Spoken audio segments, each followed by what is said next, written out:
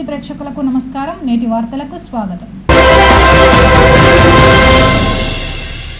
Mancherial quarry రోడ్డులో నూతనంగా నిర్మించిన పద్మశాలి సేవా సమాజ్ భవనాన్ని మంచిర్యాల ఎమ్మెల్యే కొక్కిరాల ప్రేమసాగరరావు ప్రారంభించారు.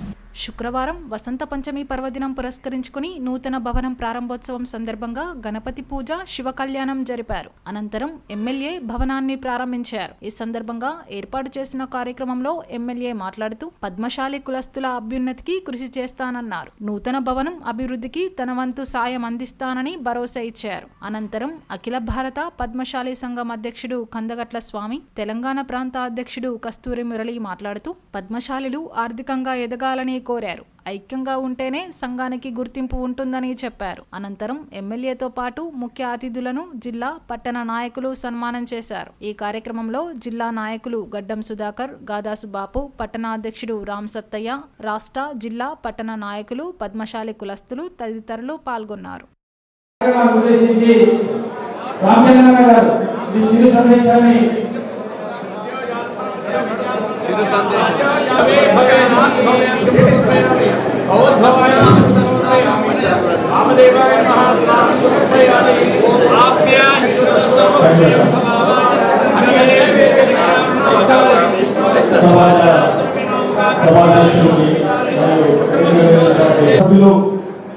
నిరంతరమైనటువంటి కృషి నవనిర్మాణం జరుగుతూ ఉన్నది.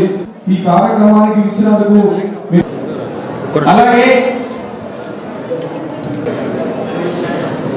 అలాగే ఈ కారణంగానే చిరు సందేశం ఇవ్వాల్సిందిగా కోరుతున్నాను. మరి తెలంగాణ ప్రాంత ప్రొఫెసర్ సంఘం మంచిర్యాల ముఖ చిత్రం మారిపోయి మరి మన మంచిర్యాల జిల్లా పద్మశాలి సంఘం అధ్యక్షులు బాబు గారికి, అందరి పెద్దలందరికీ పేరు పేరున నా నమస్కారం. ఇక్కడికి చాలా చక్కటి కార్యక్రమం మంచిర్యాల పద్మశాలి సేవా సమాజం ట్రస్ట్ వారు ఏర్పాటు చేసి మమ్మల్ని అందరినీ ఆహ్వానించి సన్మానించిన 10 సంవత్సరాల క్రితం మొదలైతే ఇప్పుడు పూర్తయిందని తెలియటకు చాలా సంతోషం. మనం ఎక్కడ కూడా ప్రతి గ్రామంలో కానీ ప్రతి స్థలంలో కానీ మొదలు మానే గుడి లేదు అంటే ఉన్నది ఒక చిన్న గుడి ఉన్నది. పెద్ద గుడికి మన కట్టుకుంటామని చెప్పి తెలియజేస్తున్నా. ముఖ్యంగా మరి ఎక్కడైనా ఏ సమాజానికి ఏ కులానికైనా కూడా ప్రతిష్ట రావాలంటే ఇంట్లో కూడా ఇవ్వడం జరిగింది. అన్న అన్న మంచి మనం చేసుకొని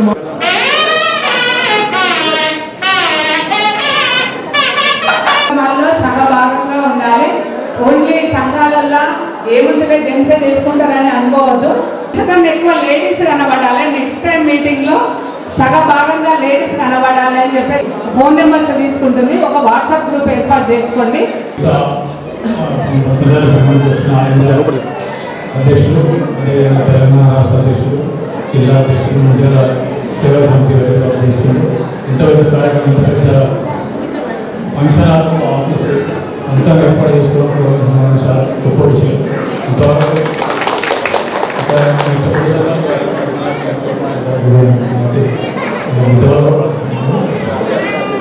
వాళ్ళకు శుభాకాంక్షలు తెలియజేస్తున్నాం. తప్పకుండా ఏదైతే పద్మశాలి పురస్కృతంలో వాళ్ళ విధాలు ఇక్కడ ఈ కార్యక్రమంలో ఇంత వాళ్ళు చాలా వచ్చింది. వాళ్ళ ఫంక్షన్ చేసుకుని అది మాత్రం ఇంత దాన్ని కుల వ్యవస్థ అనేది ఇక్కడ మాట్లాడుతుంది. అంత కుల వ్యవస్థతో ఈ భారతదేశం నిర్మాణం అవుతుంది. అన్ని రకాల మతాలు, అన్ని రకాల భాషలు, అన్ని కూడా ఈ వ్యవస్థ నిర్మాణం కాబట్టి కొంచెం ఆలస్యమైనా తిరిగి మళ్ళీ మన పాత వ్యవస్థలు, పెన్షన్స్ కానీ, కస్టమ్స్ కానీ మళ్ళీ తిరిగి మళ్ళీ పటిష్టం చేసి భారతదేశాన్ని తిరిగి కష్టం ఉంది. దానికి ఇటువంటి కార్యక్రమాలు చాలా అవసరం. 20 కిలోమీటర్ల పేరు అవసరం, 20 కిలోమీటర్లకు మోకారం అవసరం. ఎప్పటివరకు ఎందుకు ఏ రకమైన దోషణ చూస్తామో అప్పటివరకు మన కుల వ్యవస్థ ఏ రకమైన భారత జాతీయ అశోకాన్ని గౌరవిస్తూ మన గౌరవం ఆ రకంగా ఉండాలని మిగిలింది ఇంతకుముందు నాకు చాలా మంది అందరికీ మొత్తం చదువుకున్నప్పటి అన్నం గురించి నేరుగా గుర్తుపడిన ఇంకో హాల్ నిర్మాణం స్పందనలో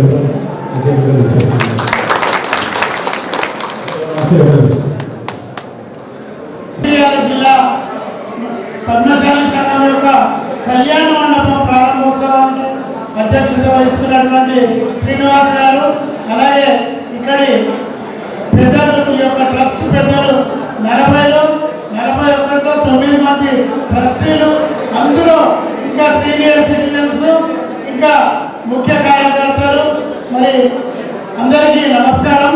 హాజరైన మహిళా మండలి యొక్క జిల్లా యొక్క ప్రముఖులు, మరి నాయకులు అందరికీ కూడా నా నమస్కారం.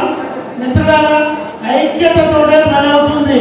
ఇప్పుడే ఒక అరగంట క్రితం మనందరి ఈ జనాన్ని చూసి ఎమ్మెల్యే గారు సంతోషపడి మా యొక్క మార్కండేయ మందిరానికి డబ్బు కావాలంటే 10 లక్షల రూపాయలని క్షణంలో చెప్పేశారు. ఎందుకు వచ్చింది? ఇక్కడ జనం ఉన్నారు, ఐక్యత అనేది మనలో ఉన్నది. ఆ ఐక్యతతోనే మనం సాధించుకోగలుగుతాము. ఇక్కడ ఈ యొక్క సంఘంలో, ఈ యొక్క జిల్లాలో అనేక రకాలుగా మరి కార్యక్రమాలు చేపడుతూ పద్మశాలీల ఐక్యతను కాపాడుకుంటూనే ఇంతవరకు రావడం జరిగింది. చాలా సంతోషం. మీ అందరికీ కూడా ధన్యవాదాలు.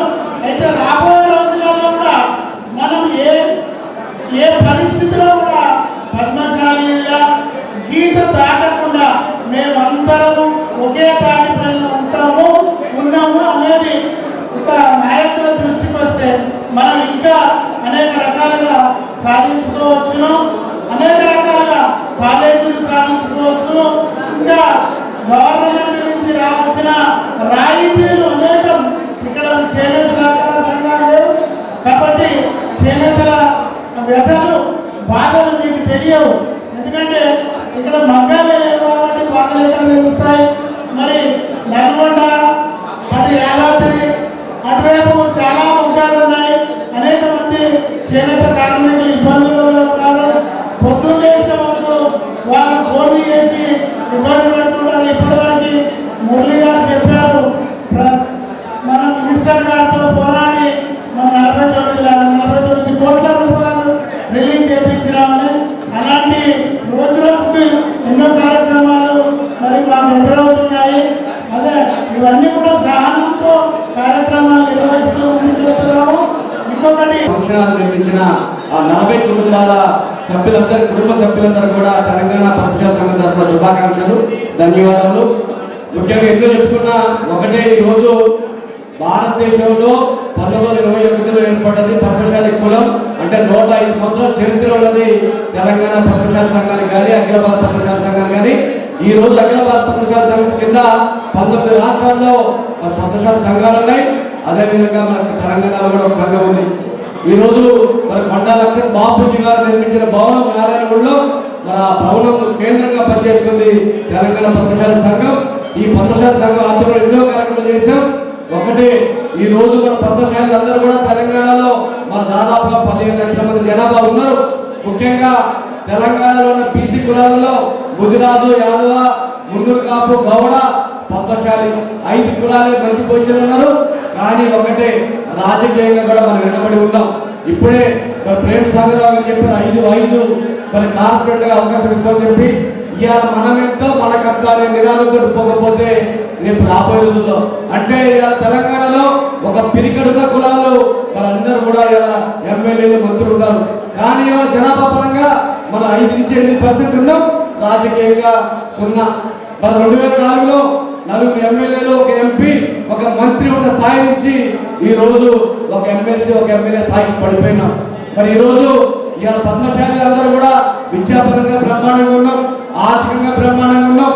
మనకి ఇవాళ ఏదైతే మరి సత్రాలు తిరుపతి కావచ్చు, మరి శ్రీశైలం కావచ్చు, యాదగిరి గుట్ట కావచ్చు, మరి భద్రాచలం కావచ్చు, అహోబిలం కావచ్చు, వారణాసి కావచ్చు, మరి బాసర కావచ్చు, ఇవాళ వీటన్నిటి చోట్ల అయోధ్యలో కావచ్చు, అన్ని చోట్ల మనకి ఇవాళ పద్మశాలి సత్రాలు ఉన్నాయి. ఆ సత్రాల్లో పోయిన వారికి ఉచిత భోజనం కానీ ఉచిత వసతి, కొద్దిగా డబ్బు వసతి ఏర్పాటు చేస్తున్నాం. ఇక అన్ని ఆర్థికంగా మంచిగా ఉన్నాం. విద్యాపరంగా చాలా మంది కలెక్టర్లు ఉన్నారు, ఎంఆర్ఓలు ఉన్నారు, ఆర్టీఓలు ఐపీఎస్ ఉన్నారు, ఐఏఎస్ ఉన్నారు. ఇవాళ కానీ రాజకీయంగా వెనకబడి ఉన్నాం. ముఖ్యంగా ఇవాళ మనకి రాజకీయ కాంక్ష లేదు. ఇవాళ మీరు ఇవాళ పెద్ద భవనం కట్టుకున్నారు. ఇవాళ రాజకీయ నాయకులు అంటుంటే మనం ఎవరు డబ్బులు కట్టాల్సిన అవసరం లేదు. ప్రభుత్వమే 5 కోట్ల 10 కోట్లు ఇస్తుంది. మన సిరిసిల్లాల ప్రభుత్వం 11 కోట్లు ఇచ్చింది, ఖమ్మంలో 10 కోట్లు ఇచ్చింది. మరి ఇప్పుడు మిగతా జిల్లాలో కూడా ప్రభుత్వ పరంగా సాధించుకుంటున్నాం. ఇప్పుడే మన ఎమ్మెల్యే గారు 5-10 లక్షలు ఇస్తారని చెప్పారు గుడి కట్టుకోవడానికి. ఒకటే లెక్క, ఇలా రాజకీయం ఉంటే స్థలం వస్తుంది, ఫంక్షన్ హాల్ వస్తాయి, గుళ్ళు వస్తాయి. ఇవాళ మనందరం కూడా డబ్బులు ఇచ్చి కట్టుకోవాల్సిన అవసరం రాదు. కానీ మనం ఒక్కటే మనం ఐకమత్యంగా ఉండి ఈ రోజు పద్మశాలీలు ఎవరైతే దిగువ ఆర్థికంగా దిగువ ఉన్నారో వాళ్ళకి మనం సహాయం చేయాల్సిన అవసరం ఉంది. వాళ్ళు విద్యాపరంగా అదేవిధంగా ఆర్థికంగా ముందు తీసుకురావాలి. ఇప్పుడే అడిగారు. మంచిర్యాల మున్సిపల్ కార్పొరేషన్ ఎన్నికల సమయంలో కాంగ్రెస్, బీఆర్ఎస్ పార్టీలకు చెందిన నాయకులు, కార్యకర్తలు శుక్రవారం బీజేపీలో చేరారు. బీజేపీ రాష్ట్ర ఉపాధ్యక్షుడు రఘునాథ్ వెరబెల్లి ఆధ్వర్యంలో బీజేపీ రాష్ట్ర నాయకుడు గుజ్జుల ప్రేమేందర్ రెడ్డి సమక్షంలో చేరికలు జరిగాయి. 58వ డివిజన్ నుండి మాజీ కౌన్సిలర్ బోట్ల సత్యం, 52వ డివిజన్ నుండి హైటెక్ కాలనీ మాజీ అధ్యక్షుడు చిట్టినేని హనుమంతరావు, 22 డివిజన్ రాజీవ్ నగర్ నుండి దాసరి కనకయ్య గౌడ్ పద్మ, శ్రీరాంపూర్ 3వ డివిజన్ నుండి బరుపాటి సుమలత మారుతి తిరుపతమ్మ, 5వ డివిజన్ నుండి చెరకు మోహన్ దాస్, 56వ డివిజన్ నుండి అడుగుల సురేష్తో పాటు పలువురు బీజేపీలో చేరారు. మంచిర్యాల మున్సిపల్ కార్పొరేషన్ పై కాషాయం జెండా ఎగరడం ఖాయమని, అత్యధిక స్థానాల్లో బీజేపీ అభ్యర్థుల గెలుపు తథ్యమని ప్రేమేందర్ రెడ్డి అన్నారు. గతంలో బీఆర్ఎస్ ప్రభుత్వం, ప్రస్తుత కాంగ్రెస్ ప్రభుత్వం ఇచ్చిన హామీలను అమలు చేయడంలో పూర్తిగా విఫలం చెందాయని ఆరోపించారు.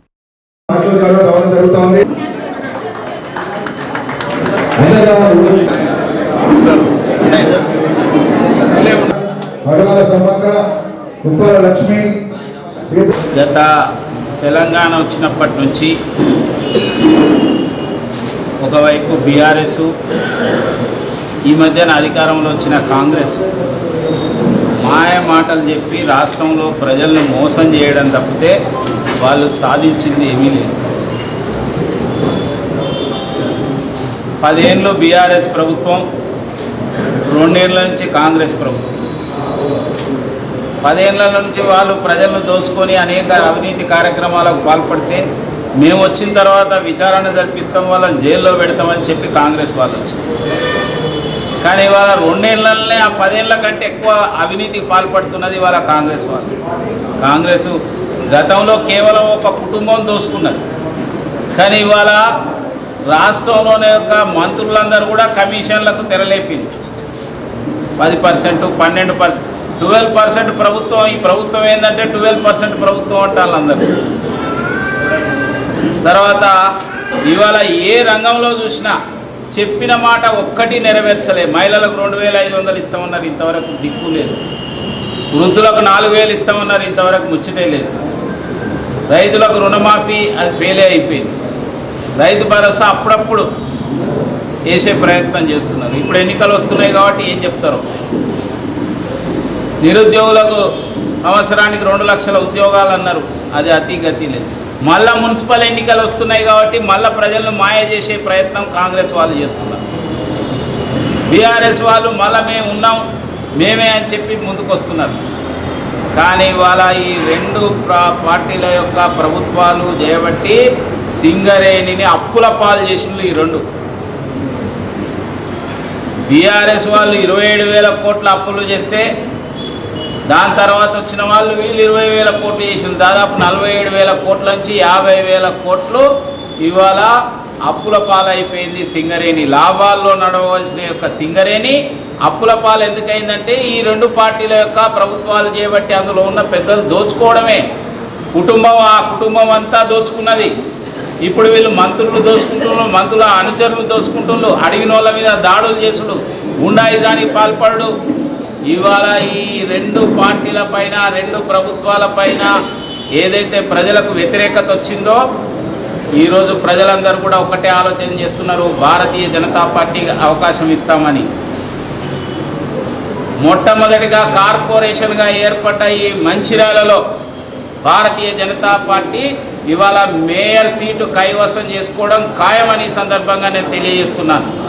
మంచిర్యాల హమాలీవాడలోని క్రియేటివ్ ఇంగ్లీష్ తెలుగు మీడియం స్కూల్లో శుక్రవారం వసంత పంచమి పర్వదినం సందర్భంగా అక్షరాభ్యాస కార్యక్రమం ఘనంగా నిర్వహించారు.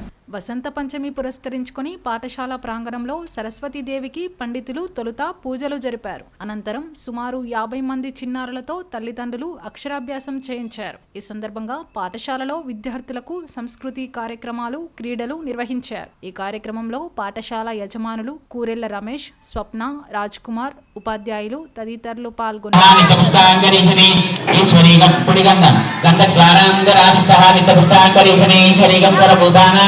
भक्ते श्री कुकुमंगार विगंधुभ्यं कामिनेकां संभवां कुकुमामच्चिदन्देवा गृहाण परमेश्वरः ओम विद्याय नमः ओम सर्वभूतहितप्रदाय नमः ओम सरस्वते नमः ओम सिद्धबुद्धिप्रदाय नमः అయిపోయిందా?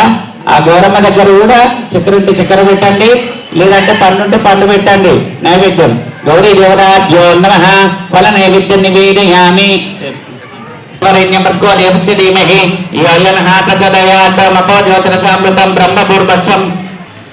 యాంతు దేవా గణా సర్వే పూజా మాదాయ చ ఇష్టకామ్యా సిద్ధ్యర్థం పునరాగమనాయ చ. తీసుకోనుండండి. నేను చెప్పిన ప్రకారం అనండి, సరిపోతుంది. పైన ఇక్కడ వేరే పూజ జరుగుతుంది. ఓకే.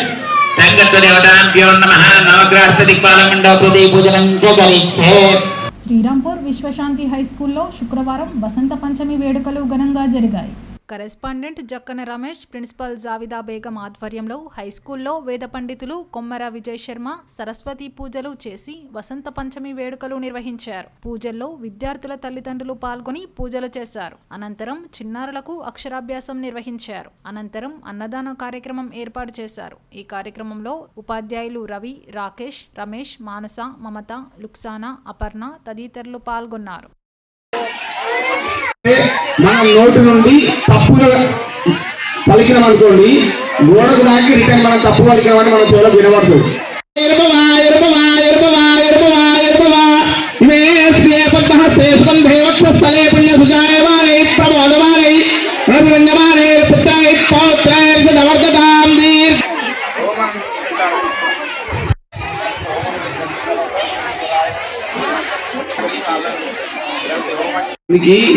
ఆడపిల్ల ఉంటుంది అంటారు కదా, మగవారు కొడితే అలా